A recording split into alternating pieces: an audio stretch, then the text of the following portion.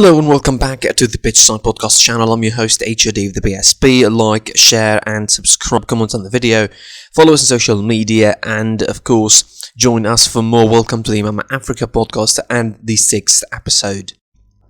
It was the penultimate round of the CAF Champions League on Friday and on Saturday, and we kicked things off as usual by Group A, and which took place on a match took place on Friday, and a match took place on Saturday. On Friday, it was Al-Ahly playing Al-Merrikh, technically being the guest to Al-Merrikh, but playing in Egypt.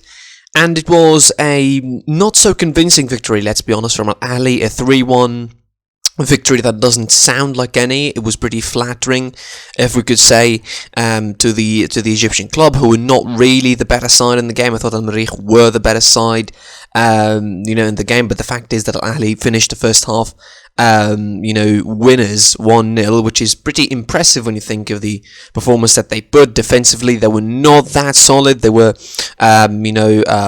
signs of real problems at the back for Al-Ahly. They were being breached. The players look physically still tired, and it looks like they might be having more excuses of getting tired after the international break, when some of those Egyptian players are called up to the national team for the qualifiers against Senegal for the playoffs. Al-Merrikh, that's probably justified my opinion in them, this performance, that they could be the second side to join Mamelodi Sundowns in qualifying, but it looks very likely that Al-Ahly are going to be the ones that are going to be snatching the second card to qualify alongside Mamelodi Sundowns. 3-1 it was. Again, not the best of performances. Defensively, they were pretty poor, I suppose, but Al-Merrikh looked poorer.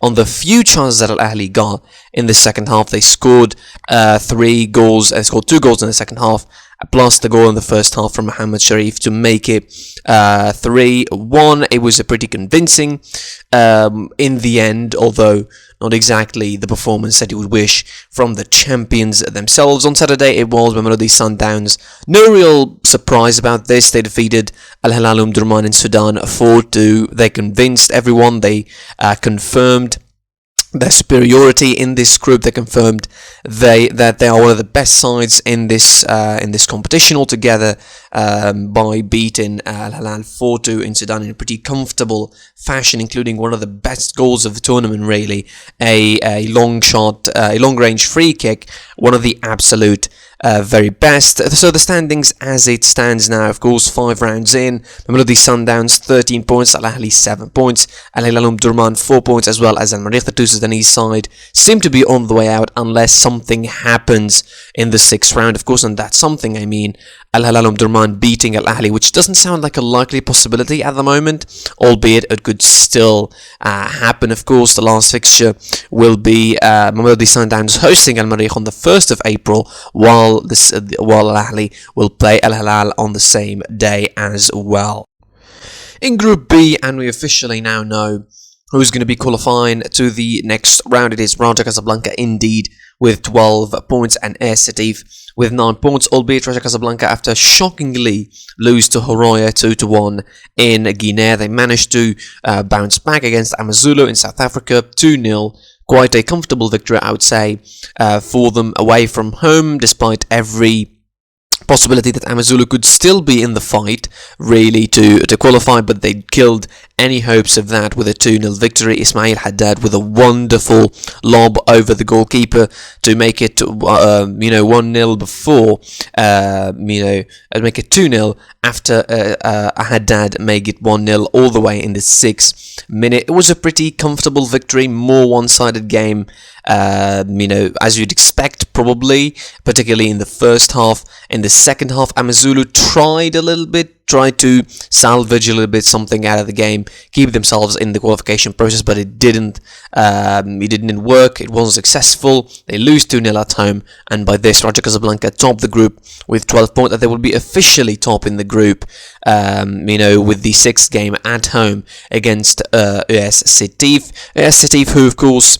managed another big win against Horoya Conakry, a side that they now beat home and away, which gives them the advantage over them, and officially, of course, qualifies them over them to the quarter final after getting the victory back from Amazulu that they lost in South Africa, 2-0 in Algeria, and then, of course, beating Conakry 3-2. It was a pretty great game. It was back and forth between the two sides, but in the end, it was a great comeback from Setif in the latter stages of the game in the 87th minute and the 93rd minute, thanks to the goals from Riyad Benayat, 2 goals giving Setif the qualification to the second round, a good and a very good achievement considering some of the performances they put on so far in this group. I think it looks like the changing of the guard and the changing of the coach gave its results eventually with the club, and it's showing more attacking football than the first couple of games. And, you know, the last match is going to be pretty much formalities against Raja Casablanca. It's going to be just a game that you should enjoy, I think, for the crowds in Morocco and the supporters of Raja, and they're absolutely brilliant showings. So the group as it is now, 12 points for Raja Casablanca, of course, qualifying, as well as AS Setif with 9 points, officially qualifying, 6 points for Amazulu and 3 points for Horoya. To my favourite group, to Group C, which also, officially has its qualifiers. Esperance, Sportive Tunis and Wydad are the two sides going through from that group. Both played on Saturday. It was Esperance Tunis going away to Botswana to face Running Galaxy. It was an easy game beforehand, but obviously, every game should be taken seriously in this kind of competitions. You don't know what could happen. They already drew against Etoile Sportive du Sahel, and it looked like they're almost going to get a draw out of Wydad, but they couldn't. Esperance Tunis was a different story, it looked like, and 3-0 it was for the Tunisian side. I mean, I want to admit it personally, as an Esperance fan, I was a little bit worried at the beginning of the game, and the first half in particular, when the result was still 0-0 or a 1-0. Galaxy had some dangerous attacks with a couple of mistakes, I think, from the defenders and from the goalkeeper, where it looked like they could have scored at least one goal in this game and really ruined the moment and ruined the clean sheet, which was the 4th clean sheet out of the 5 games that Esperance played. But eventually that didn't happen for Esperance, and they actually went the distance without conceding the goal. 3-0, 2 goals from Kingsley Edouard, which is a good individual performance from him after loads of bad outings as far as he's concerned, really. In the Champions League and in the league as well, he's been really criticised heavily for his bad performance, but it looks at the moment like he is really regaining his form. Etoile as well, coming with the second goal, having a brilliant game himself. It was the kind of a one-sided game you would expect for the most part, except some nervous moments in the first half. In particular, Esperance could have gotten more goals if it wasn't for a little bit of lashing out, or just mental sort of relaxation or lashing in the later stages of the game. They could have added 3 more goals to the game, and it could have been more comfortable victory than it is. But obviously now 3-0. It's a great victory for Esperance that take them top of the group, 11 points. Joint alongside the Algerian side, CR Belouizdad, top of the Algerian table, who defeated Etoile Sportive du Sahel 2-0. And this was, I think, a quick work, I should say, from the Algerian side. The 3 minutes in, they open the scoring. 80 minutes in, they make it 2-0. And the game was pretty much done and dusted from there.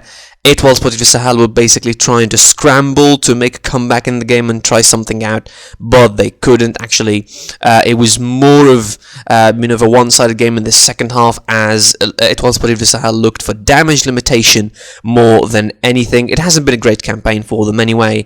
They didn't look like a side that should be qualifying either way, but it definitely, they shouldn't be looking that bad in the Champions League. I mean, I certainly predicted that they will be competitors at the very least, but it doesn't look so. They're really, really looking very, very bad at the moment. Obviously, they have to be thankful that the Running Galaxy are behind them with 14 goals conceded, because they didn't look really good throughout this competition. 1 goal. I mean, Running Galaxy have more goals than Etoile Sportive du Sahel. That is very telling as far as stats go.